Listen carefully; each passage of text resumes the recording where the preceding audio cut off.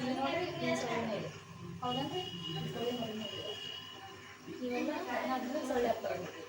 ಏನಂದ್ರೆ ಸೊಳ್ಳೆ ಬಂದು ಇದ್ರಂತ ತತ್ತಿ ಇರ್ತೈತಿ. ಅದು ಒಂದು ಸತಿ ಇರ್ತಂದ್ರೆ ಒಂದು 200-300 ತತ್ತಿ ಇರ್ತೈತಿ. 200-300 ತತ್ತಿ ಏನಂತಲ್ಲ 7 ದಿನಕ್ಕೆ ಮರಿ ಆಗುತ್ತೆ. ಮರಿಯಾಗಿ ಹಿಂಗೆ ಬಾಳೋದಕ್ಕೆ ಆಗುತ್ತೆ.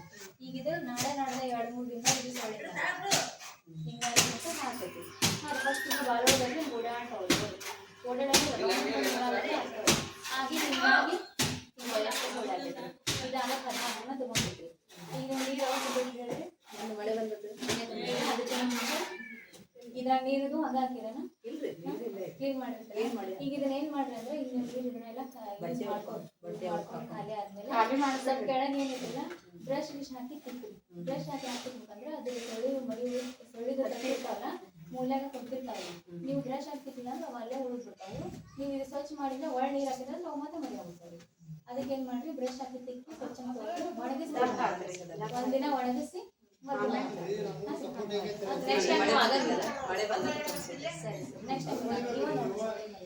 ಇವ ಸೊಳ್ಳಿಂದ ಏನಾಗುತ್ತೆ ನಮ್ಗೆ ಡೆಂಗ್ಯೂ ಚಿಕನ್ ಬರ್ತೈತಿ. ಹಗಲಿನ ಕಡಿತಾವೆ ಹಗಲಿ ಕಡಿ ಸೊಳ್ಳೆ ಅಂತಾನೆ ಡೆಂಗ್ಯೂ ಚಿಕನ್ ಬರೋದು. Next time ಮಾಡ್ಕೊಬೇಡಿ.